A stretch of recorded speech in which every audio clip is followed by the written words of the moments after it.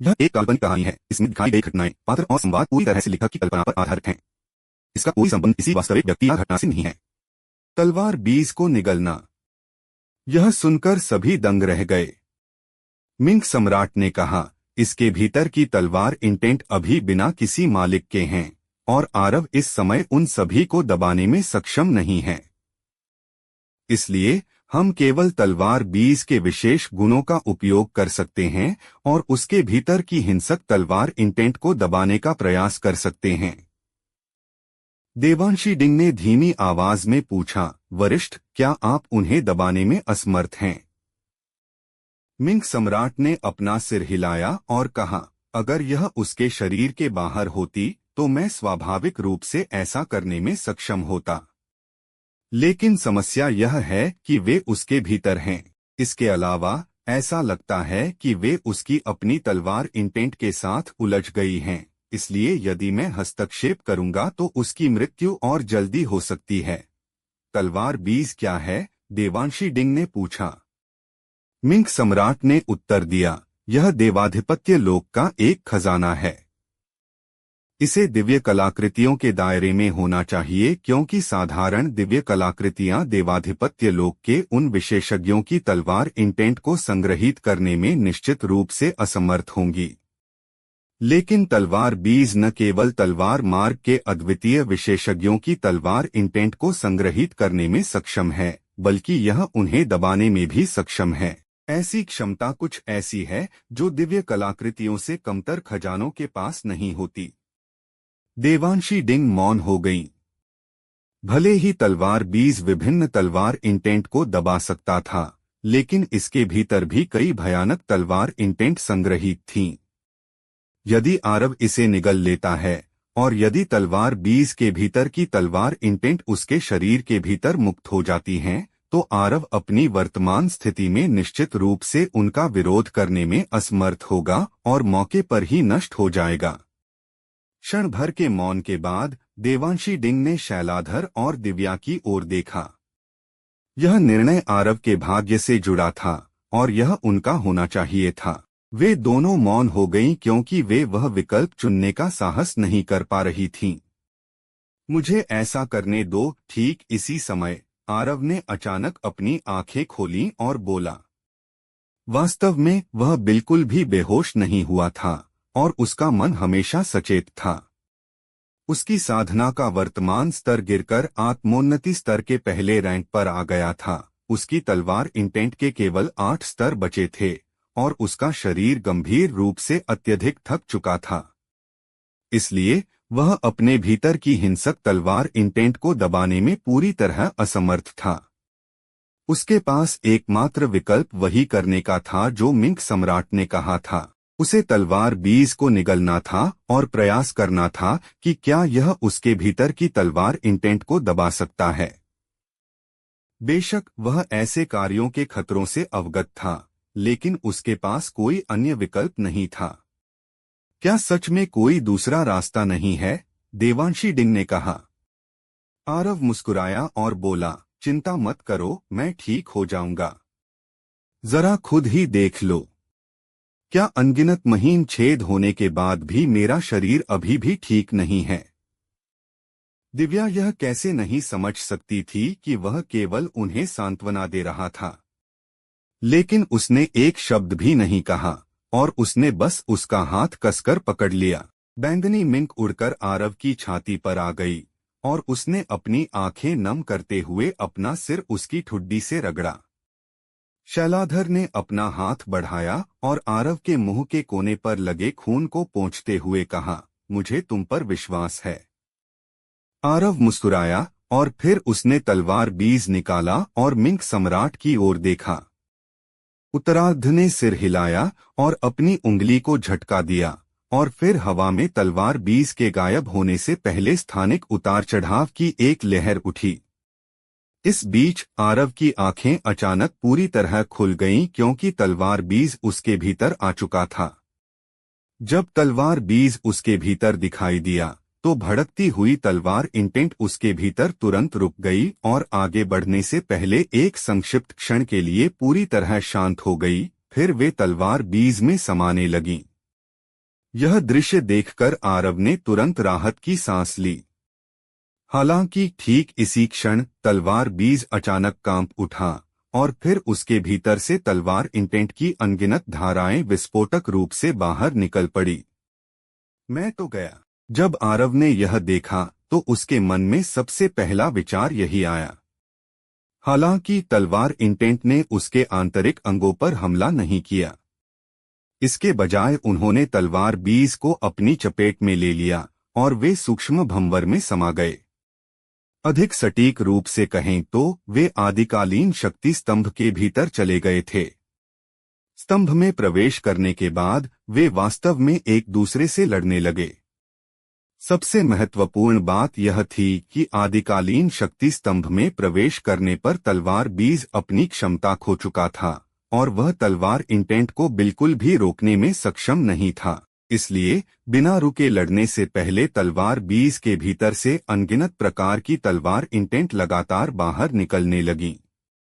ज्यादा समय नहीं बीता कि 1 दर्जन से अधिक तलवार इंटेंट नष्ट हो गईं और आरव ने बड़े झटके के साथ देखा कि अन्य बची हुई तलवार इंटेंट और अधिक मजबूत होती दिख रही थीं। क्या वे एक दूसरे को निगल रही हैं?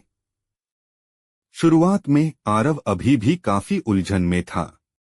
वह इस बात को लेकर उलझन में था कि वे इस तरह क्यों काम कर रही हैं, लेकिन ज्यादा समय नहीं लगा कि उसने इसका पता लगा लिया। दुनिया की हर एक चीज अपनी खुद की चेतना का निर्माण कर सकती है और तलवार इंटेंट के लिए भी यह वैसा ही था। जहां तक आरव का सवाल था, व्यावहारिक रूप से वे सभी तलवार इंटेंट 10वें स्तर पर थीं और वे अपने मालिक को छोड़ने के बाद भी शाश्वत होने की स्थिति प्राप्त कर चुकी थीं। इस तथ्य के साथ मिलकर कि तलवार बीज इतने वर्षों से अस्तित्व में था, उन्होंने शायद एक निश्चित स्तर की चेतना विकसित कर ली थी। हालांकि उन्हें तलवार बीज द्वारा दबा दिया गया था और वे स्वतंत्र रूप से काम करने में असमर्थ थीं। इसलिए तलवार बीज के उसके शरीर में प्रवेश करने और दबाए जाने के बाद उसके भीतर की सभी तलवार इंटेंट ने अवचेतन रूप से हाथ मिला लिया था ताकि वे इसे आदिकालीन शक्ति स्तंभ में ले जा सकें ताकि यह अपनी प्रभावशीलता खो दे। यह सब सिर्फ आरव का अनुमान था, लेकिन उसे लगा कि यह सच के बहुत करीब होना चाहिए। यदि वह सही था तो आरव को तलवार इंटेंट की एक पूरी तरह से नई समझ मिल गई थी। तलवार इंटेंट के लिए अपनी खुद की चेतना बनाना बहुत संभव था और इसने उसे यह सोचने पर मजबूर कर दिया कि वास्तव में पूरी तरह से सचेत तलवार इंटेंट कैसी दिखेगी। आरव ने इस विचार को आगे नहीं बढ़ाया। इस क्षण उसने वास्तव में राहत की सांस ली क्योंकि वह आखिरकार सुरक्षित था। अचानक उसके मन में एक विचार आया। चूंकि ये तलवार इंटेंट खुद को मजबूत करने के लिए एक दूसरे को निगल सकती हैं, तो क्या मेरी तलवार इंटेंट भी ऐसा ही कर सकती है? जब उसने इस बिंदु तक सोचा तो आरव ने इसे आजमाने का फैसला किया। उसने अपनी संघार तलवार इंटेंट को नियंत्रित किया और उसे आदिकालीन शक्ति स्तंभ में भेज दिया।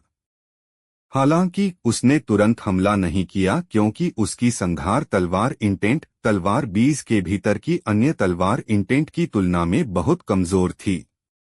वे सभी अवचेतन रूप से लड़ रही थीं, लेकिन आरव की संघार तलवार इंटेंट उसके नियंत्रण में थी। यह ऐसा था जैसे इसमें खुद की बुद्धि हो। इसलिए इसने उसकी संघार तलवार इंटेंट की कमजोरी की भरपाई कर दी। तलवार बीज के भीतर तरह तरह की तलवार इंटेंट थीं। आरव ने देखा कि उनमें से 2 विशेष रूप से दुर्जेय थीं।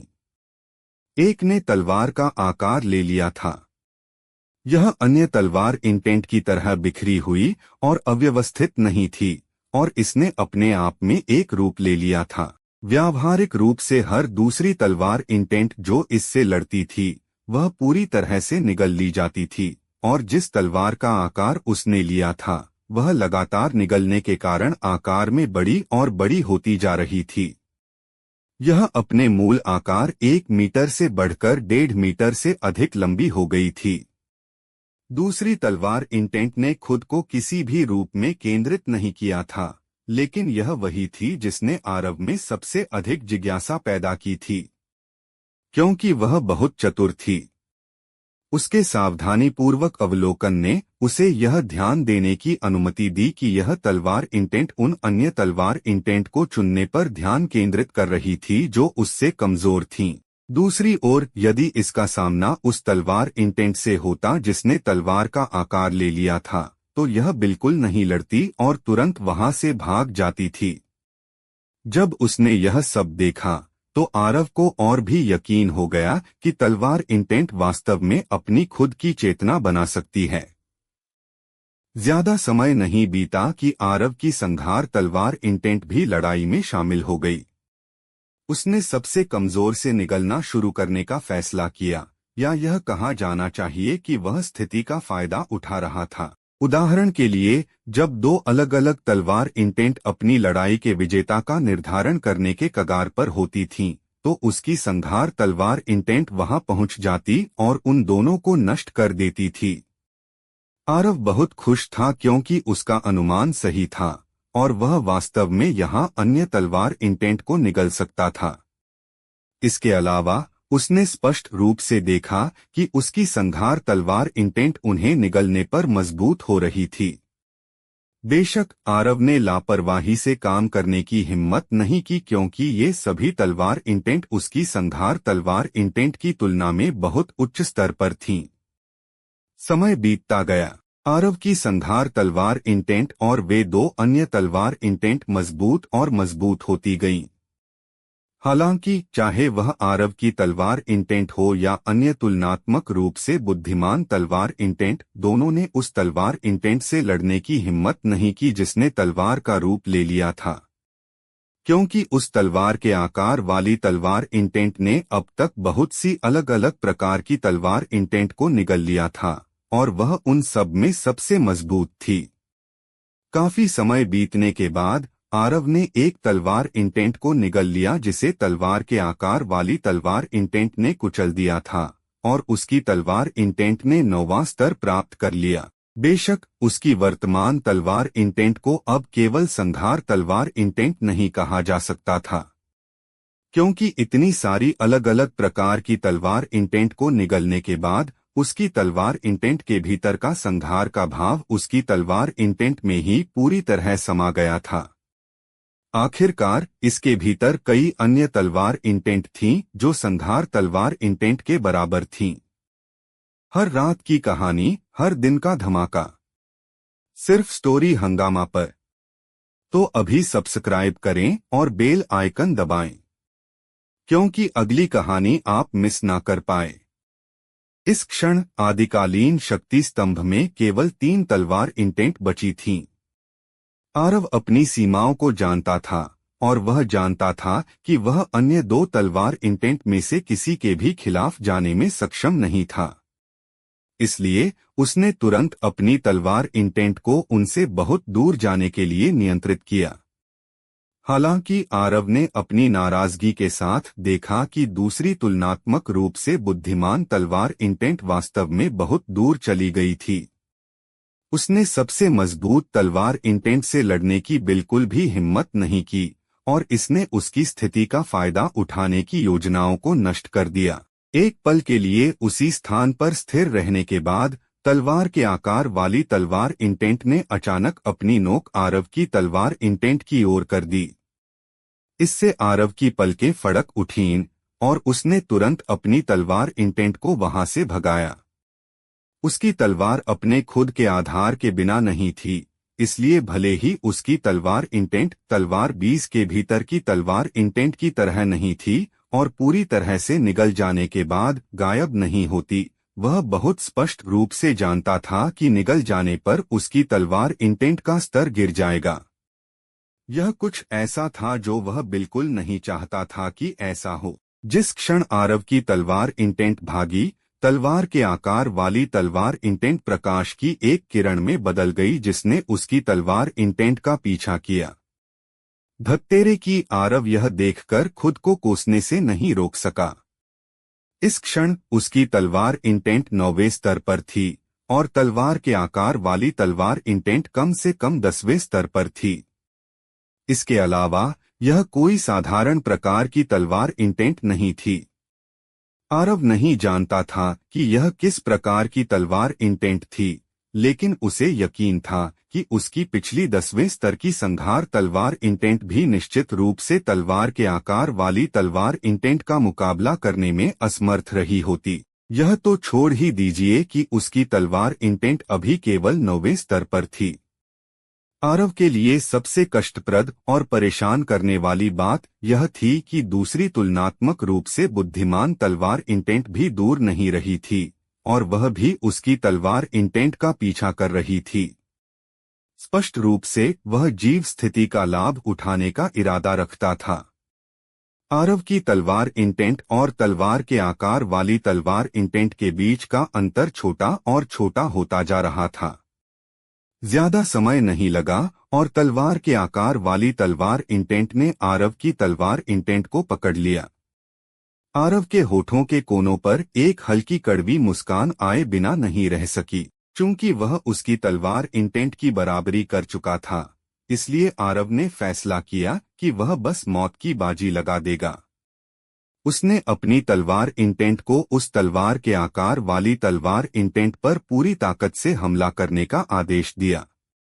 भले ही वह जानता था कि उसकी तलवार इंटेंट उस तलवार के आकार वाली तलवार इंटेंट को हरा नहीं सकती थी, लेकिन उसे हार मानने की आदत नहीं थी।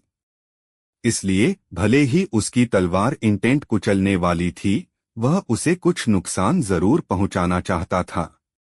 ठीक उसी समय जब आरव ने मौत की बाजी लगाने का इरादा किया, उसके सामने एक चौंकाने वाला नजारा सामने आया। वह तुलनात्मक रूप से बुद्धिमान तलवार इंटेंट, जो बगल से उसकी तलवार इंटेंट का पीछा कर रही थी, उसने अचानक हमला कर दिया था। हालांकि उसने आरव की तलवार इंटेंट पर नहीं, बल्कि उस तलवार के आकार वाली तलवार इंटेंट पर हमला किया था। यह साथी क्या करने की कोशिश कर रहा है? आरव इसे समझ नहीं पा रहा था, क्योंकि उसकी उम्मीदों के मुताबिक उस तुलनात्मक रूप से बुद्धिमान तलवार इंटेंट को चुपचाप खड़े रहकर लड़ाई देखनी चाहिए थी। उसने वास्तव में कल्पना भी नहीं की थी कि जब उसने अपनी तलवार इंटेंट को भागने से रोककर हमला किया, तो वह भी तुरंत हमला कर देगी। क्या यह उस तलवार के आकार वाली तलवार इंटेंट से निपटने के लिए मेरे साथ हाथ मिलाने का इरादा रखती है? जब उसने इस बारे में सोचा, तो आरव को लगा कि उसे उस तुलनात्मक रूप से बुद्धिमान तलवार इंटेंट का फिर से आकलन करना होगा। आरव ने स्वाभाविक रूप से भागने का विकल्प नहीं चुना, क्योंकि वह वास्तव में केवल अपनी तलवार इंटेंट के भरोसे उस तलवार के आकार वाली तलवार इंटेंट के खिलाफ नहीं जा सकता था। लेकिन अगर वह तुलनात्मक रूप से बुद्धिमान तलवार इंटेंट लड़ाई में शामिल हो जाती, तो उसके पास एक मौका होता। जब तक उस तलवार के आकार वाली तलवार इंटेंट को नष्ट और निगल लिया जाता, तब तक उसे पूरा भरोसा था कि उसकी तलवार इंटेंट कम से कम 10वें स्तर तक बढ़ जाएगी। यह एक सुनहरा मौका था। इसलिए आरव ने अपनी तलवार इंटेंट को तुरंत विस्फोटक रूप से आगे बढ़ने का आदेश देने में कोई संकोच नहीं किया। ठीक इसी तरह आदिकालीन शक्ति स्तंभ के भीतर 3 अलग अलग तलवार इंटेंट लड़ाई में उलझ गईं। देवाधिपत्य लोक को गूढ़ महाद्वीप का हिस्सा कहा जा सकता था, लेकिन यह इसके भीतर भी नहीं था, क्योंकि जिस दुनिया में देवाधिपत्य लोक मौजूद था, वह अंतरिक्ष का एक स्वतंत्र हिस्सा था जिसे कई साल पहले कई संतस्तर के विशेषज्ञों ने मिलकर बनाया था। इसलिए देवाधिपत्य लोक को गूढ़ महाद्वीप का हिस्सा कहे जाने का कारण यह था कि अंतरिक्ष का वह हिस्सा आखिरकार गूढ़ महाद्वीप पर ही था। देवाधिपत्य लोक साधना के लिए एक स्वर्ग था। यहाँ की गूढ़ ऊर्जा गूढ़ महाद्वीप की तुलना में 10 गुना से अधिक प्रचुर थी, क्योंकि महाद्वीप के विशेषज्ञों ने महाद्वीप के सभी बेहतरीन आत्मिक स्रोतों को देवाधिपत्य लोक में स्थानांतरित कर दिया था, ताकि और भी अधिक विशेषज्ञ वहां आ सकें और विनाश विद्रोही अधिपतियों को दबाने में मदद कर सकें। इसके साथ ही उन्होंने बेहतरीन विरासतों का एक बड़ा हिस्सा भी देवाधिपत्य लोक में स्थानांतरित कर दिया था। यहाँ तंत्र निर्माण, कीमिया, उपकरण शोधन, संरचनाओं और अन्य सभी प्रकार की रहस्यमयी विरासतों के सबसे पूर्ण दस्तावेज थे, जिनका गूढ़ महाद्वीप में कोई रिकॉर्ड नहीं था। यह कहा जा सकता था कि गूढ़ महाद्वीप के भव्य इतिहास को वास्तव में केवल देवाधिपत्य लोक में ही खोजा जा सकता था। देवाधिपत्य लोक में जमीन के नीचे लगभग 10,000 स्तरों वाला एक विशाल स्तंभ खड़ा था। यह देवाधिपत्य लोक में जमीन के बिल्कुल मुख्य केंद्र में गहरा था और यह अनगिनत गहरी काली लोहे की जंजीरों से ढका हुआ था जो 300 मीटर से अधिक मोटी थीं। इसके अलावा लोहे की जंजीरें सभी प्रकार के रहस्यमयी प्रतीकों और तंत्रों से घनी ढकी हुई थीं। स्तंभ के शीर्ष पर एक तलवार चुभी हुई थी। वह तलवार 1 मीटर से अधिक लंबी, 3 अंगुल चौड़ी और पूरी तरह से गहरे लाल रंग की थी, जैसे कि वह लावा से ढकी हो। तलवार के ऊपर हवा में एक नियंत्रण का प्रतीक तैर रहा था, लेकिन अनगिनत महीन दरारें मकड़ी के जालों की तरह इसमें फैल चुकी थीं। ऐसा लग रहा था कि नियंत्रण की इच्छा का प्रतिनिधित्व करने वाला यह प्रतीक किसी भी क्षण टुकड़ों में बिखर जाएगा। बूम! अचानक स्तंभ के उच्चतम स्तर से एक बहुत बड़ा धमाका गूंजा। पहला स्तर हिंसक रूप से कांप उठा और फिर तलवार थोड़ा हिल गई, जबकि उसके ऊपर प्रतीक पर एक और महीन और व्यावहारिक रूप से अदृश्य दरार दिखाई दी। सफेद कपड़ों में 2 बूढ़े आदमी स्तंभ के ऊपर प्रकट हुए और उन्होंने तलवार और प्रतीक को देखते हुए अपनी भौहें सिकोड़ लीं। उनमें से एक बूढ़ा आदमी, जिसके माथे पर तिल था, ने गंभीरता से कहा, काल विनाश अधिक से अधिक सक्रिय हो रहा है। दूसरे बूढ़े आदमी ने कुछ देर तक प्रतीक को देखा और फिर कहा, यहाँ तक कि 1,00,000 साल का समय भी उन्हें इस दुनिया से गायब करने के लिए पर्याप्त नहीं था। 1,00,000 साल, यहाँ तक कि अर्धसंत भी इतने लंबे समय तक जीवित रहने में पूरी तरह असमर्थ होंगे। हालांकि वे सभी इतने वर्षों से अस्तित्व में हैं। उनकी पृष्ठभूमि और उत्पत्ति वास्तव में क्या है?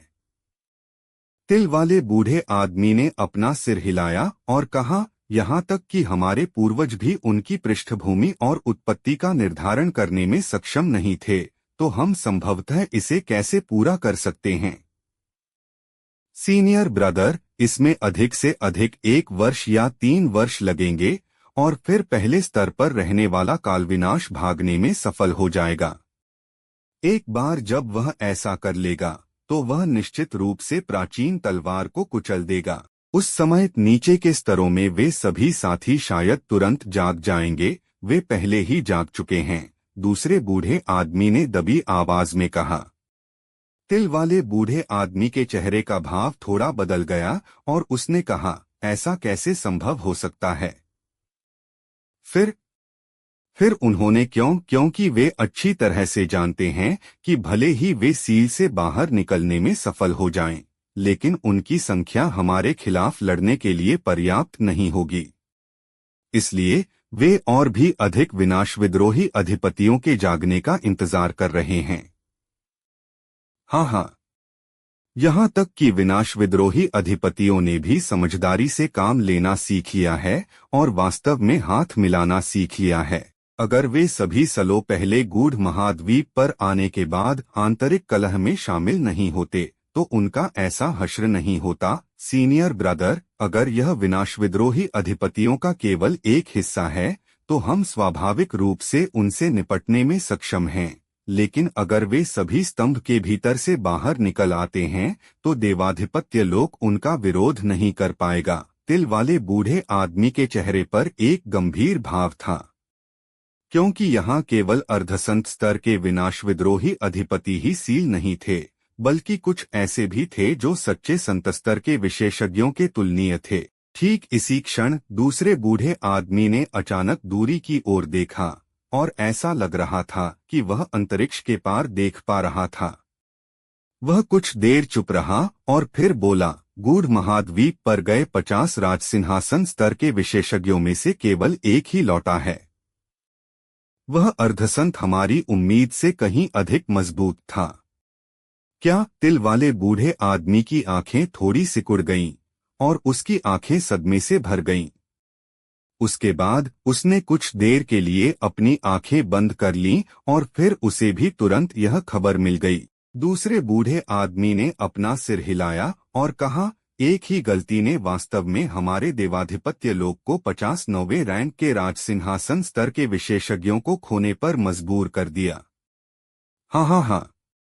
क्षण भर के मौन के बाद तिल वाले बूढ़े आदमी ने कहा, सीनियर ब्रदर, फिर हमें क्या करना चाहिए? हमारे देवाधिपत्य लोक के सदस्य व्यर्थ में कैसे मर सकते हैं? बूढ़े आदमी ने उदासीनता से कहा।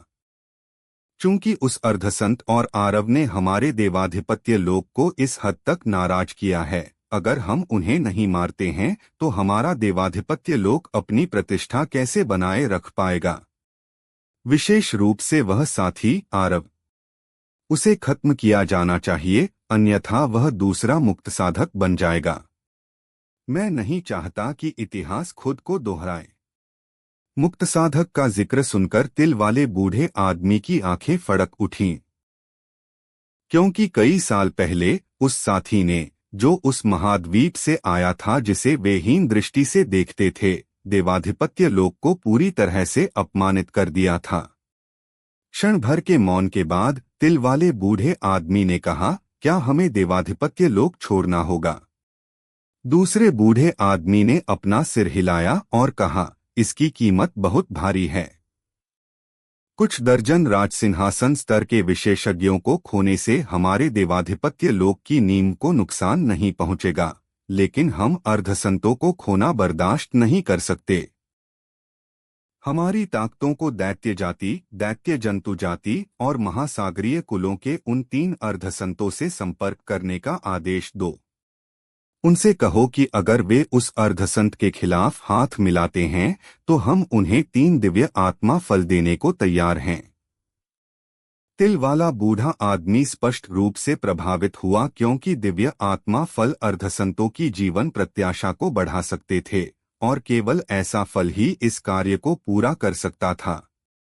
इसलिए यह एक ऐसा प्रलोभन था जिसका अर्धसंत बिल्कुल भी विरोध नहीं कर सकते थे। तिल वाले बूढ़े आदमी ने धीमी आवाज में कहा, भले ही उसे व्यस्त रखने के लिए 3 अर्धसंत हों, लेकिन अगर कोई अर्धसंत अपनी जान की बाजी लगाकर हताशा में लड़ता है तो हमारे राजसिंहासन स्तर के विशेषज्ञ निश्चित रूप से मारे जाएंगे। बेशक यह पूरी तरह से एक अलग कहानी होगी यदि वे 3 अर्धसंत पूरी ताकत लगाने के लिए तैयार हों। हालांकि यह स्पष्ट रूप से असंभव है। दूसरे बूढ़े आदमी ने अपना सिर हिलाया और कहा, हमें बस उन्हें व्यस्त रखने की जरूरत है और उन्हें इस नियम का पालन जारी रखने पर मजबूर करना होगा कि राजसिंहासन स्तर के विशेषज्ञों को गूढ़ महाद्वीप पर उस बच्चे के खिलाफ कार्रवाई करने की अनुमति नहीं है। तिल वाला बूढ़ा आदमी थोड़ा स्तब्ध रह गया और फिर उसे बात समझ में आ गई और उसने कहा, आप किसे भेजने की योजना बना रहे हैं? वज्रकेतु, बूढ़े आदमी ने कहा। वज्रकेतु? तिल वाला बूढ़ा आदमी मौके पर ही स्तब्ध रह गया और फिर उसने कहा, अगर वह साथी आरव उस गुप्त तकनीक और उस भयानक तलवार तकनीक का इस्तेमाल करता है हो। बूढ़े आदमी ने अपना सिर हिलाया और कहा, यह बिल्कुल असंभव है। आखिरकार वह गुप्त तकनीक बिना किसी दुष्प्रभाव के नहीं है। भले ही उसके पास दुष्प्रभावों से निपटने के लिए उस अर्धसंत की सहायता हो, वह बिल्कुल भी कम समय के भीतर लगातार इसका उपयोग करने की हिम्मत नहीं करेगा, क्योंकि इससे उसकी नींव को नुकसान पहुंचेगा। भले ही वह अपनी नींव को नुकसान पहुंचाने के लिए तैयार हो, उसका मास्टर उसे इसकी अनुमति नहीं देगा। तिल वाले बूढ़े आदमी ने गंभीरता से पूछा, भले ही वह बच्चा महाद्वीप से है, हमें यह स्वीकार करना होगा कि वह वास्तव में एक असाधारण प्रतिभाशाली व्यक्ति है। क्या वज्रकेतु उससे निपटने में सक्षम होगा? वज्रकेतु ने बहुत पहले एक राजसिंहासन रैंक के राक्षस को नहीं मारा था। बूढ़े आदमी ने अपनी बात खत्म करते ही मौके पर ही गायब हो गया। चेहरे पर तिल वाले बूढ़े आदमी को थोड़ा झटका लगा और फिर उसके होठों के कोनों पर एक मुस्कान आ गई और उसने कहा, बहुत बढ़िया। वह साथ ही शायद देवाधिपत्य रैंकिंग्स में 8वें स्थान से बढ़कर 7वें स्थान पर आ जाएगा। जैसे ही उसने अपनी बात खत्म की, उसकी आकृति भी मौके पर ही गायब हो गई। 1,00,000 साल। यह युवा मास्टर आखिरकार भागने ही वाला है। हाँ हाँ हाँ। अचानक स्तंभ के उच्चतम स्तर से गड़गड़ाहट गूंज उठी और फिर स्तंभ के शीर्ष पर मौजूद तलवार और प्रतीक दोनों हिंसक रूप से कांपने लगे। 2 दिन बाद। गूढ़ महाद्वीप। बूम। अचानक पूरे महाद्वीप में भयानक गड़गड़ाहट गूंज उठी और फिर आसमान से दिव्य बिजली गिरी जबकि जमीन से लावा फूट पड़ा। इस क्षण महाद्वीप भर में राज सिंहासन स्तर और उससे ऊपर के सभी विशेषज्ञों ने गड़गड़ाहट के स्रोत की ओर सदमे से देखा, क्योंकि एक अर्धसंत का पतन हो चुका था। बुजुर्ग मुनिश अपने हाथों को पीछे बांधकर खड़े थे, जबकि उनके होठों के कोने पर खून का एक निशान देखा जा सकता था।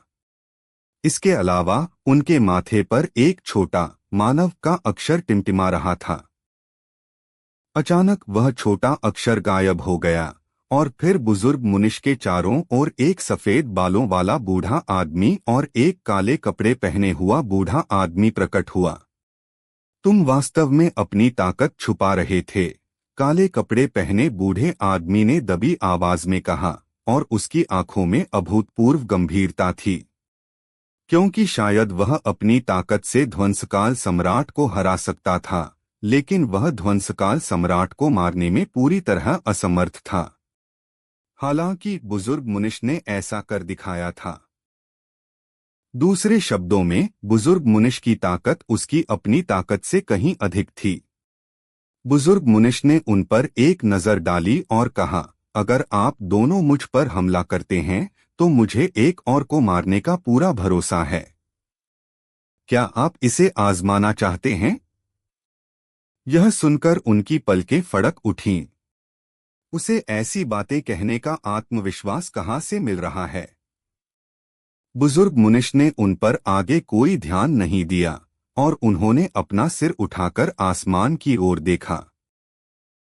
उन्होंने उस दिशा में देखते हुए अपनी भौहें सिकोड़ लीं, क्योंकि उनका विरोधी विनाश विद्रोही अधिपति या ये अर्धसंत या देवाधिपत्य लोक के सदस्य भी नहीं थे। वह अंतरिक्ष का वह विशाल फैलाव था। क्या होगा अगर मैं भी उनके साथ शामिल हो जाऊं? क्या तब भी तुम्हें हम में से किसी एक को मारने का भरोसा होगा? ठीक इसी क्षण नीले रंग के कपड़े पहने हुए एक बूढ़ा आदमी यहाँ प्रकट हुआ। दोस्तों, स्टोरी को लाइक, शेयर व सब्सक्राइब कर दिया करो, जिससे मुझे मोटिवेशन मिलता है। बुजुर्ग मुनिश ने आकाश से अपनी दृष्टि हटाई और एक नजर देखते हुए कहा, ओशियनिक एम्पायर, महासागरीय सम्राट, मुझे कभी यह उम्मीद नहीं थी कि तुम जैसे बूढ़े इंसान जो महाद्वीप की लड़ाइयों में कभी हिस्सा नहीं लेते, वे भी यहाँ आ जाएंगे। मैं वास्तव में काफी उत्सुक हूँ। देवाधिपत्य लोक ने आखिर तुम तीनों को क्या वादा किया है, जिसकी वजह से तुम जैसे लोग, जिनका एक पैर पहले से ही कब्र में है, मुझसे दुश्मनी मोल लेने आ गए? नीले वस्त्र पहने बूढ़े व्यक्ति ने कहा, मेरे ओशियनिक वंश, महासागरीय वंश की महाद्वीप के मामलों में हस्तक्षेप करने की कोई इच्छा नहीं है, लेकिन देवाधिपत्य लोक ने जो इनाम देने का वादा किया है, उसे ठुकराने में मैं असमर्थ हूँ। बुजुर्ग मुनिश ने मुस्कुराते हुए कहा, तुम सभी अपने जीवन काल के अंतिम छोर पर हो, इसलिए केवल एक ही चीज तुम्हारे दिलों को पिघला सकती है, और वह निश्चित रूप से दिव्य आत्मा फल है, जो एक अर्धसंत की उम्र को 300 साल बढ़ा देता है। चलो ये फालतू की बातें छोड़ो और सीधे लड़ो। मुझे भी देखने दो कि क्या मैं अपने साथ एक और अर्धसंत को मार सकता हूँ। ओशियनिक एम्पायर की आंखें थोड़ी सिकुड़ी और उसने कहा, क्या तुम्हें खुद पर इतना भरोसा है? बुजुर्ग मुनिश ने शांत भाव से कहा, क्यों न हम इसे आजमा कर देख लें।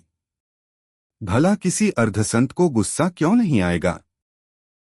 ओशियनिक एम्पायर जैसे ही हमला करने वाला था, काले वस्त्र पहने बूढ़े व्यक्ति ने उसे रोकते हुए कहा, एक अकेले दिव्य आत्मा फल के लिए अपनी जान दांव पर लगाकर लड़ना हमारे लिए सही नहीं है। यह कहते हुए उसने बुजुर्ग मुनिश की ओर देखा और आगे कहा, हम आज यहाँ केवल एक ही मांग के साथ आए हैं, और वह यह है कि हम सभी उस समझौते का पालन करते रहें जिसके तहत राजसिंहासन स्तर के विशेषज्ञ दूसरों के मामलों में दखल नहीं दे सकते। बेशक अगर आरव राजसिंहासन स्तर पर पहुंच जाता है तो यह समझौता खुद ब खुद खत्म हो जाएगा। क्या तुम्हें मंजूर है? बुजुर्ग मुनिश ने उनकी तरफ देखा और कहा, तुम सबने जो कहा है उसे याद रखना। अगर किसी राजसिंहासन स्तर के विशेषज्ञ ने उसके खिलाफ कोई कदम उठाया तो मैं सिर्फ एक इंसान को नहीं बल्कि पूरे इलाके को खत्म कर दूंगा। ओशियनिक एम्पायर ने धीमी आवाज में कहा, क्या तुम कुछ ज्यादा ही आश्वस्त नहीं हो रहे हो? बुजुर्ग मुनिश ने अचानक ओशियनिक एम्पायर की ओर देखते हुए पूछा, तुम ध्वंसकाल सम्राट से कितने मजबूत हो? ओशियनिक एम्पायर के चेहरे के हाव भाव थोड़े बदल गए। शायद वह ध्वंसकाल सम्राट से थोड़ा मजबूत था, लेकिन उसे इस बात में कोई शक नहीं था कि वह ध्वंसकाल सम्राट को इतनी आसानी से नहीं मार सकता था जैसा बुजुर्ग मुनिश ने किया था। बुजुर्ग मुनिश ने कहा, जब मैं उसे मार सकता हूं तो मैं तुम्हें क्यों नहीं मार सकता? ओशियनिक एम्पायर का चेहरा काफी उतर गया। आखिरकार उसने केवल एक ठंडी हुंकार भरी और गुस्से में कहा, भले ही तुम मुझे हरा दो, लेकिन मैं तुम्हें इसकी बहुत भारी कीमत चुकाने पर मजबूर कर दूंगा। बुजुर्ग मुनिश ने अपना सिर हिलाया और मुस्कुराते हुए कहा, ठीक है, यह सब बातें सिर्फ समय की बर्बादी हैं। वैसे मैं तुम्हारी मांग से इसलिए सहमत नहीं हो रहा हूं कि मैं तुमसे डरता हूं। मैं बस यह नहीं चाहता कि वह लड़का मुझ पर निर्भर रहे, क्योंकि उसे खुद आगे बढ़ना है। बस इतनी सी बात है। जैसे ही उनकी बात खत्म हुई, बुजुर्ग मुनिश उस जगह से पलक झपकते ही गायब हो गए। बुजुर्ग मुनिश के जाने के बाद काले वस्त्र वाले बूढ़े व्यक्ति ने गंभीरता से कहा, उनकी ताकत शायद अर्धसंत स्तर के शिखर पर है। ओशियनिक एम्पायर ने कहा, भले ही उसने ध्वंसकाल सम्राट को मार डाला, लेकिन वह निश्चित रूप से घायल हुआ होगा। इसलिए अगर हम अपनी ताकत मिला लें तो हम उसे जरूर खत्म कर पाएंगे, है ना? सफेद बालों वाले बूढ़े व्यक्ति ने कहा, शायद वह हम में से किसी की जान न ले पाए, लेकिन वह हमें गंभीर रूप से घायल करने की पूरी ताकत रखता है। ओशियनिक एम्पायर, क्या तुम्हें सच में लगता है कि एक अर्धसंत के खिलाफ अपनी जान दांव पर लगाने के लिए एक अकेला दिव्य आत्मा फल काफी है? ओशियनिक एम्पायर ने ठंडी हुंकार भरी और कहा, अगर हमने उसे अभी नहीं मारा तो एक बार जब वह पूरी तरह से ठीक हो जाएगा तब हम चाहकर भी उसे नहीं मार पाएंगे। अपनी बात खत्म करते ही ओशियनिक एम्पायर तुरंत उस जगह से गायब हो गया। काले वस्त्र वाले बूढ़े व्यक्ति ने ओशियनिक एम्पायर के जाने के बाद अचानक कहा, वह सचमुच चाहता है कि हम बुजुर्ग मुनिश से मौत की लड़ाई लड़े। सफेद बालों वाले बूढ़े व्यक्ति ने अपना सिर हिलाया और कुछ नहीं कहा। वह बस मुड़ा, एक कदम आगे बढ़ाया और गायब हो गया। काले वस्त्र वाले बूढ़े व्यक्ति ने गायब होने से पहले धीरे से कहा, देवाधिपत्य लोक हर जगह मौजूद है। उन तीनों के गायब होने के बाद वहां एक और अधेड़ उम्र का व्यक्ति प्रकट हुआ।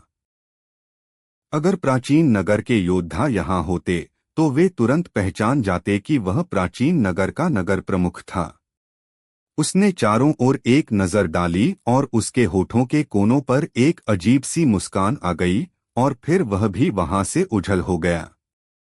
प्राचीन नगर के नगर प्रमुख के गायब होने के बाद वहां का स्थान एक बार फिर से हिलने लगा और बुजुर्ग मुनिश दोबारा वहां प्रकट हुए। उन्होंने उस दिशा की ओर देखा जहां नगर प्रमुख गया था और फिर उनकी भौहें थोड़ी सिकुड़ गईं और उनकी आंखों में गंभीरता के भाव आ गए। आदिकालीन शक्ति स्तंभ। 2 दिनों की लड़ाई के बाद आरव की तलवार इंटेंट और उस तुलनात्मक रूप से समझदार तलवार इंटेंट ने धीरे धीरे बढ़त बना ली थी, जिससे आरव के चेहरे की मुस्कान और गहरी हो गई। इसी बीच दिव्या और बाकी लोगों ने जब आरव के चेहरे के भावों को देखा तो उन्होंने राहत की सांस ली। पिछले कुछ दिनों से आरव के चेहरे के हाव भाव लगातार बदल रहे थे। वह कभी परेशान, कभी हैरान तो कभी बेहद खुश दिखाई देता था। हर बार उसके चेहरे का बदलना उनके दिलों की धड़कनें बढ़ा देता था। ऐसा इसलिए था क्योंकि वे नहीं जानते थे कि तलवार बीज के आरव के शरीर में प्रवेश करने के बाद क्या हुआ था, और वे यह भी नहीं जानते थे कि वह पूरी तरह से ठीक हो पाएगा या नहीं।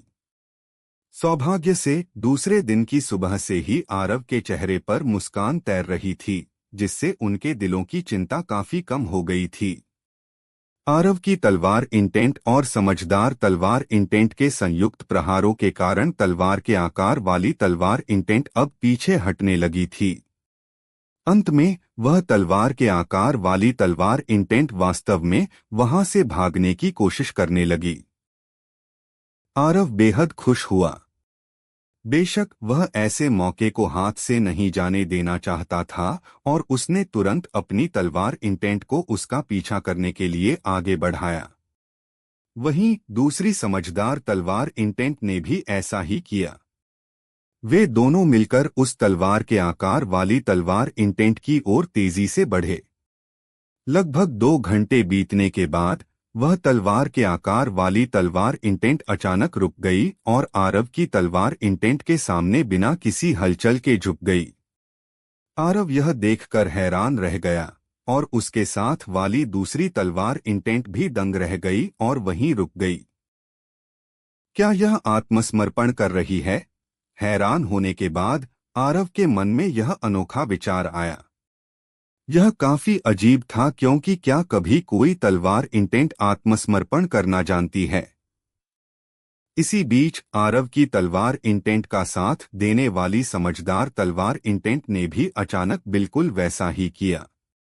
वह भी आरव की तलवार इंटेंट के आगे बिना किसी हलचल के लेट गई। वे सहज रूप से कुछ प्रदर्शित करने की कोशिश कर रहे थे, लेकिन इसने आरव को पूरी तरह से उलझन में डाल दिया क्योंकि वह खुद एक तलवार इंटेंट नहीं बल्कि एक इंसान था।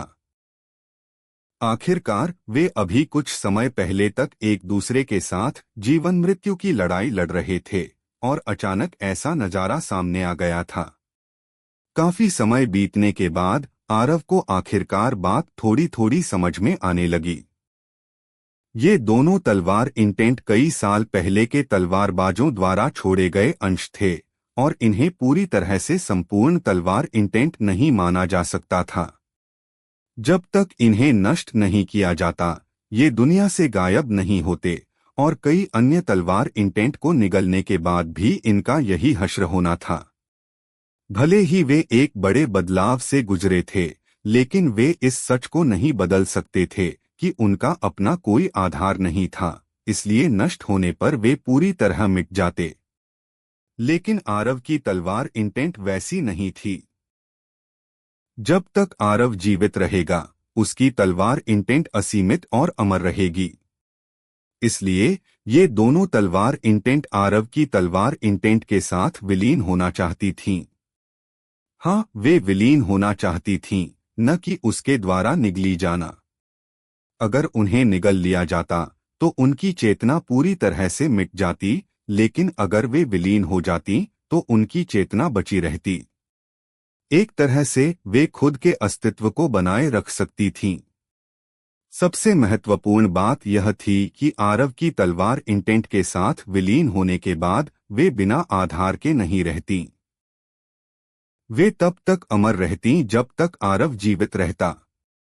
बेशक तलवार के आकार वाली तलवार इंटेंट ने ऐसा इसलिए किया क्योंकि अब उसके पास कोई दूसरा रास्ता नहीं बचा था। उसने खतरे के सामने अपने लिए सबसे फायदेमंद विकल्प को चुना था। इसके विपरीत दूसरी समझदार तलवार इंटेंट ने ऐसा इसलिए किया क्योंकि वह अधिक बुद्धिमान थी। वह जानती थी कि आरव की तलवार इंटेंट और दूसरी तलवार इंटेंट को निगलने के बाद भी उसका कोई विशेष महत्व नहीं रह जाएगा, क्योंकि केवल एक बार नष्ट होने पर उसका अस्तित्व हमेशा के लिए खत्म हो जाता। आरव कुछ पल के लिए शांत रहा और फिर उसने अपने इस अनुमान को आजमाने का फैसला किया। उसने अपनी तलवार इंटेंट को तेजी से घुमाया और उसे बाकी दोनों तलवार इंटेंट की ओर बढ़ने के लिए प्रेरित किया। जैसा कि उसने सोचा था, उसका अनुमान बिल्कुल सही निकला। वह तलवार के आकार वाली तलवार इंटेंट और दूसरी समझदार तलवार इंटेंट दोनों तेजी से उसकी खुद की तलवार इंटेंट की ओर बढ़ने लगीं और उसमें समाने लगीं। अन्य दो तलवार इंटेंट के साथ समाहित होना आरव के लिए उतना कठिन नहीं था जितना उसने सोचा था, क्योंकि वे दोनों बेहद सहयोगी थे और उन्होंने बिल्कुल भी विरोध नहीं किया। हालांकि यह इतना सरल भी नहीं था। चूंकि उन तीनों के भीतर अनगिनत विभिन्न प्रकार के तलवार इंटेंट समाहित थे, इसलिए उन्हें मिलाकर एक पूरी तरह से नए तलवार इंटेंट का निर्माण करने के लिए आरव को धीरे धीरे समझ और खोज की आवश्यकता थी। सरल शब्दों में कहें तो इसमें समय लगना था। जिस समय आरव अन्य दो तलवार इंटेंट के साथ समाहित हो रहा था, उस दौरान दक्षिणी क्षेत्र में कुछ बड़ी घटनाएं घटित हो चुकी थीं। ध्वंसकाल सम्राट के पतन के बाद सर्वोच्च हन साम्राज्य के पास अब कोई संतस्तर का विशेषज्ञ नहीं बचा था। इसके साथ ही अपने 5वें रैंक के राजसिंहासन स्तर के विशेषज्ञों को खोने के कारण सर्वोच्च हन साम्राज्य को वास्तव में भारी नुकसान हुआ था और अब उसके पास दक्षिणी क्षेत्र के कबीलों और संप्रदायों को डराने की शक्ति नहीं बची थी। इसके अलावा जब सर्वोच्च हन साम्राज्य के दबंग रवैये और युगेंद्र के कृत्यों पर विचार किया गया, विशेष रूप से प्राचीन काल के विशेषज्ञों को बुलाने के लिए करोड़ों लोगों का नरसंहार करने के युगेंद्र के कृत्य जब उजागर हुए, तो सर्वोच्च हन साम्राज्य की प्रतिष्ठा को गहरा आघात लगा और मृत्युलोक सम्राट पूरी तरह से बदनाम हो गया। वह इतिहास में बदनामी झेलने वाला पहला मृत्युलोक सम्राट बन गया था। इसलिए अनगिनत कबीलों और संप्रदायों ने सर्वोच्च हन साम्राज्य के साथ अपने गठबंधन को समाप्त करने की घोषणा कर दी। इसके बाद उन सभी ने प्राचीन नगर में अपने दूत भेजे। उन्होंने ऐसा इसलिए नहीं किया था क्योंकि वे चाहते थे, बल्कि इसलिए किया क्योंकि उनके पास इसके अलावा कोई और विकल्प नहीं था। क्योंकि मानव संसार में अब केवल एक ही संतस्तर का विशेषज्ञ बचा था। इन कबीलों और संप्रदायों की ओर से दिखाए गए इस दोस्ताना व्यवहार को देखकर देवांशी डिंग ने सावधानी पूर्वक विचार करने के बाद उनकी ओर भी दोस्ती का हाथ बढ़ाया। आखिरकार दक्षिणी क्षेत्र का उद्देश्य मानव संसार को नष्ट करना नहीं था। यदि वह और अधिक शक्तिशाली होना चाहता था, तो उसे और अधिक ताकतों को अपने पाले में जोड़ना ही था। तभी दक्षिणी क्षेत्र तेजी से आगे बढ़ सकता था। हालांकि उसने न केवल कुछ कबीलों और संप्रदायों को मना कर दिया था, बल्कि उन्हें वश में करने के लिए सेनाएं भी भेज दी थीं। उदाहरण के लिए नरव्रत वंश जो उस दिन साथ छोड़कर चला गया था। मुश्किल समय में अपने साथियों को छोड़ देने वाले लोग किसी को पसंद नहीं आते। अगर यह देवांशी डिंग के हाथ में होता, तो वह नरव्रत वंश का नामोनिशान मिटा देती। वास्तव में दक्षिणी क्षेत्र के पास ऐसा करने की ताकत थी, लेकिन उसने ऐसा इसलिए नहीं किया क्योंकि आरव और नरव्रत वंश के बीच एक संबंध था। इसलिए उसने फैसला किया कि आरव के होश में आने के बाद वही इस पर अंतिम निर्णय लेगा। दक्षिणी क्षेत्र के कई कबीलों और संप्रदायों के साथ गठबंधन करने के बाद देवांशी डिंग ने सबसे पहला काम अराजकता का महासागर में मौजूद सभी महासागरीय कबीलों का सफाया करने का किया। महासागरीय कबीले स्वाभाविक रूप से चुपचाप बैठकर अपनी मौत का इंतजार नहीं करने वाले थे, लेकिन जैसे ही दक्षिणी क्षेत्र की सेना आगे बढ़ी, वे उनके सामने टिकने में पूरी तरह असमर्थ साबित हुए। इस समय दक्षिणी क्षेत्र की ताकत सर्वोच्च हन साम्राज्य का मुकाबला करने के लिए पर्याप्त हो चुकी थी। अराजकता का महासागर की सफाई पूरी करने के बाद उसने दक्षिणी क्षेत्र, प्राचीन नगर और अराजकता का महासागर को मिलाकर एक अखंड क्षेत्र बना दिया। इसके साथ ही उसने प्राचीन नगर में मौजूद सेना को अराजकता का महासागर में स्थानांतरित कर दिया। हर कोई उसके इरादों को अच्छी तरह समझ रहा था। वे भली भांति जानते थे कि जिस क्षण आरव की आंखें खुलेंगी उसी क्षण दक्षिणी क्षेत्र मुख्य साम्राज्य पर हमला कर देगा। इस समय क्या सर्वोच्च हन साम्राज्य दक्षिणी क्षेत्र का सामना कर सकता था? शायद वह तब तक टिक सकता था जब तक आरव होश में न आए, लेकिन अगर आरव जाग गया तो वे उसका विरोध भला कैसे कर पाते? सर्वोच्च हन साम्राज्य का शाही महल। इस समय अधिकारी सम्राट के साथ बैठक कर रहे थे, लेकिन पूरा हॉल भयानक रूप से शांत था। इस समय सिंहासन पर युगेंद्र नहीं बैठा था, बल्कि वह सम्राट बैठा था जिसने कुछ समय पहले अपना पद खो दिया था, सम्राट अजय। युद्ध या समझौता? सम्राट अजय की आवाज अचानक गूंजी और उसे सुनते ही हॉल में मौजूद सभी लोगों के शरीर कांप उठे। जाहिर तौर पर सम्राट अजय की प्रतिष्ठा और ताकत युगेंद्र से कहीं बढ़कर थी, लेकिन इसका कोई फायदा नहीं था क्योंकि उनकी प्रतिष्ठा और ताकत चाहे कितनी भी महान क्यों न हो, वह ध्वंसकाल सम्राट के वचनों की अवज्ञा नहीं कर सकते थे। सम्राट अजय को किसी ने उत्तर नहीं दिया, क्योंकि जो भी बोलता उसके लिए केवल दुर्भाग्य ही इंतजार कर रहा था। वर्तमान स्थिति ऐसी थी जहां सर्वोच्च हन साम्राज्य के पास चुनने का कोई अधिकार नहीं था। वह निर्णय पूरी तरह से दक्षिणी क्षेत्र के हाथों में था। युद्ध, बिल्कुल युद्ध। ठीक इसी समय हॉल के बाहर से एक आवाज गूंजी और फिर एक पुरुष और एक महिला उनके सामने प्रकट हुए। इस जोड़े को देखकर हॉल में मौजूद लोगों के चेहरों के भाव थोड़े बदल गए, क्योंकि वे देवाधिपत्य लोक के सदस्य थे। वास्तव में इन सभी अधिकारियों और यहाँ तक कि सम्राट अजय के मन में भी देवाधिपत्य लोक के लिए कोई अच्छी भावना नहीं थी, क्योंकि अगर देवाधिपत्य लोक ने उन्हें उकसाया न होता तो सर्वोच्च हन साम्राज्य निश्चित रूप से इस तरह के संकट और लाचारी की स्थिति में नहीं फंसता। भले ही वे असंतुष्ट थे, लेकिन उन्होंने इसे चेहरे पर जाहिर नहीं होने दिया। इसके विपरीत उन सभी ने थोड़ी राहत की सांस ली, क्योंकि साम्राज्य को कम से कम कुछ सहारा तो मिला था और वह पूरी तरह से असहाय और अकेला नहीं छूटा था। सम्राट अजय ने उन पर नजर डाली और कहा, मुझे खबर मिली थी कि 3 लोग आ रहे हैं। आप लोग केवल 2 ही क्यों हैं? उस युवक ने सम्राट अजय के सामने थोड़ा झुककर अभिवादन किया और कहा, वज्रेश सम्राट अजय को प्रणाम करता है। सम्राट के प्रश्न का उत्तर यह है कि मेरे सीनियर ब्रदर युद्ध के भूखे हैं।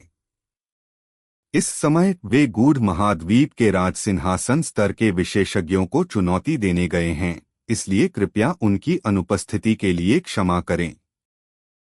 उस युवक को सम्राट के सामने झुकते देखकर वहां मौजूद अधिकारियों के मन में उसके प्रति थोड़ा सम्मान बढ़ गया, क्योंकि देवाधिपत्य लोक के बहुत कम लोग शिष्टाचार जानते थे।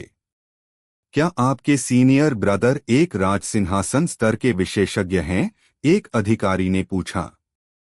वज्रेश ने अपना सिर हिलाया और मुस्कुराते हुए कहा, वे केवल 8वें रैंक के आत्मोन्नति स्तर के विशेषज्ञ हैं।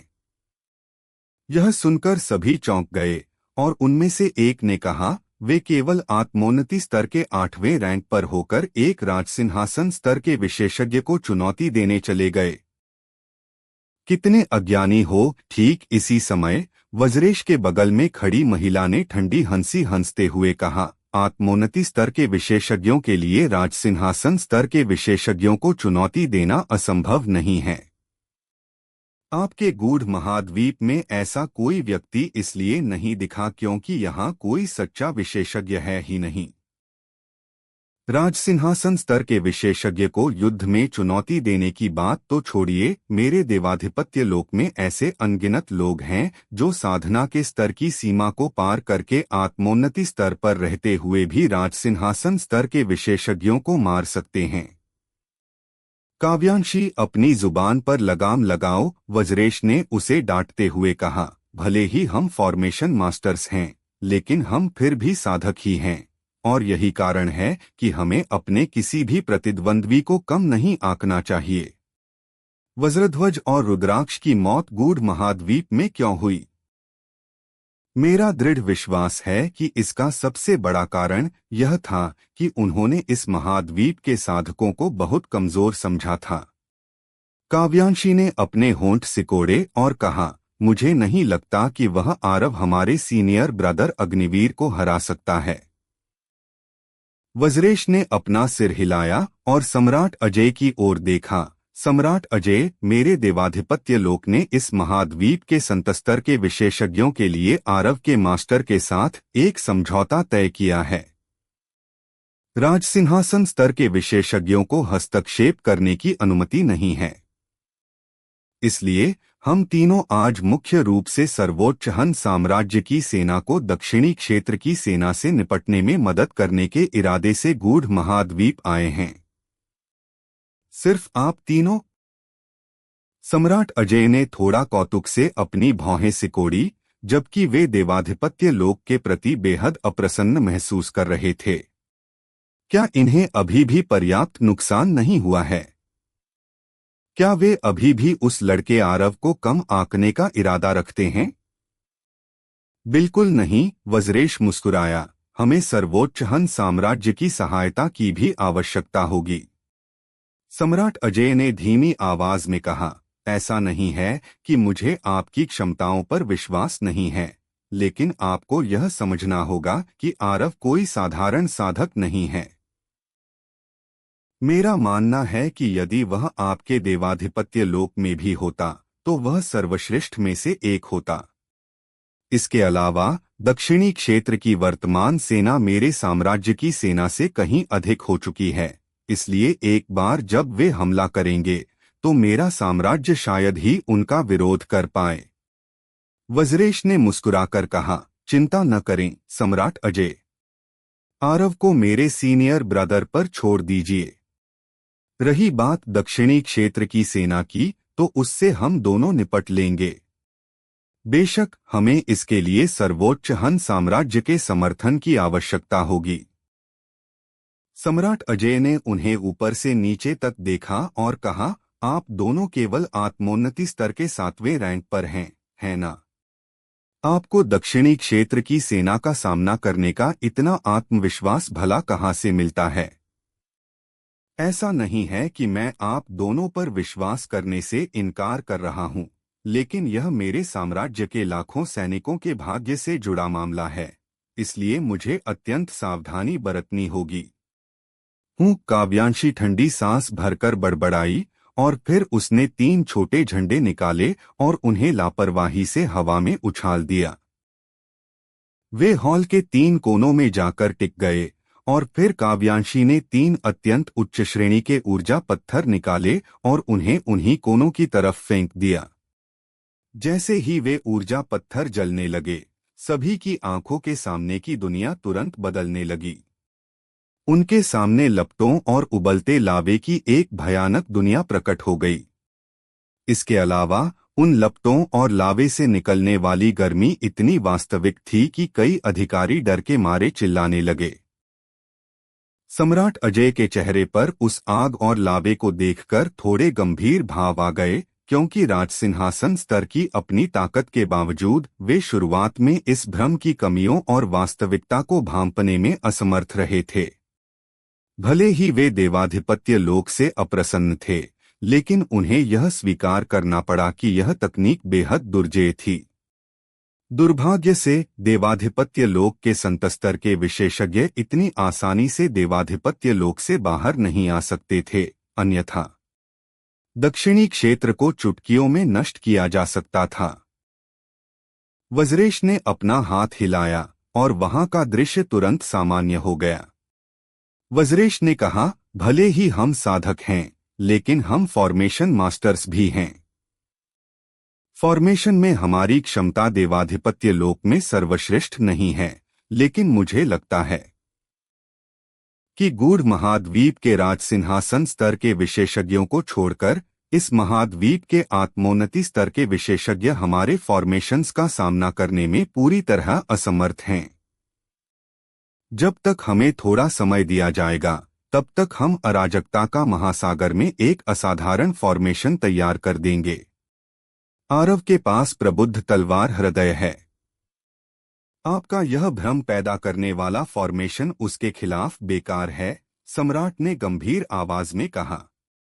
काव्यांशी ने थोड़ी नाराजगी के साथ कहा, क्या मेरे भाई ने अभी आपको नहीं बताया? हमारे सीनियर ब्रदर अग्निवीर आरव से निपटेंगे। हमारा काम आरव से निपटना नहीं, बल्कि आपकी सेना को दक्षिणी क्षेत्र की सेना से मुकाबला करने में मदद करना है। वज्रेश ने कहा, मैं जानता हूं कि आप किस बात को लेकर चिंतित हैं, सम्राट अजय, और मैं आपकी चिंताओं को समझता हूं। आखिरकार मेरे देवाधिपत्य लोक ने आरव के हाथों कई जीनियस खोए हैं। लेकिन मुझे लगता है कि आपको बिल्कुल भी चिंता करने की आवश्यकता नहीं है, क्योंकि आरव के लिए मेरे सीनियर ब्रदर को हराना असंभव है। जब तक कि वह अपनी ताकत को जबरदस्ती बढ़ाने के लिए उस गुप्त तकनीक का दोबारा उपयोग करने का साहस न करे। हालांकि मुझे लगता है कि वह ऐसा करने की हिम्मत नहीं करेगा, क्योंकि अगर वह ऐसा करके युद्ध जीत भी जाता है तो उसकी साधना गिरकर सीधे आत्मिक स्तर पर आ जाएगी। सम्राट कुछ कहना ही चाहते थे कि अचानक उनके सामने का स्थान थोड़ा हिल गया और फिर कई संदेश उनके दिमाग में दर्ज हुए। कुछ ही क्षण बीते थे कि उनकी आंखें आश्चर्य से फैल गईं और फिर उन्होंने अचंभित होकर वज्रेश और काव्यांशी की ओर देखा। क्या आपके सीनियर ब्रदर का नाम अग्निवीर है? वज्रेश ने सिर हिलाया और कहा, क्या आपको मेरे सीनियर ब्रदर के बारे में कोई खबर मिली है? सम्राट अजय ने गहरी सांस लेते हुए सिर हिलाया और कहा, एक व्यक्ति जिसने खुद को अग्निवीर बताया, वह 4 घंटे पहले आरोहण शिखर संप्रदाय में पहुंचा और फिर उसने वहां के राज सिंहासन स्तर के एक दूसरे रैंक के बुजुर्ग को चुनौती दी। उस बुजुर्ग ने 1 घंटे से भी कम समय में अपनी हार स्वीकार कर ली। 1 घंटे पहले वह अनंतधारा संप्रदाय पहुंचा। उसी तरह अनंतधारा संप्रदाय के एक राज सिंहासन स्तर के विशेषज्ञ ने लगभग 1 घंटे तक लड़ने के बाद हार मान ली। निर्मधारा संप्रदाय में भी यही हुआ। वह अब सीधे दक्षिणी क्षेत्र की ओर बढ़ रहा है। अब क्या होने वाला है, आगे सुनते रहिए सर्वशक्तिमान हमारे चैनल स्टोरी हंगामा पर।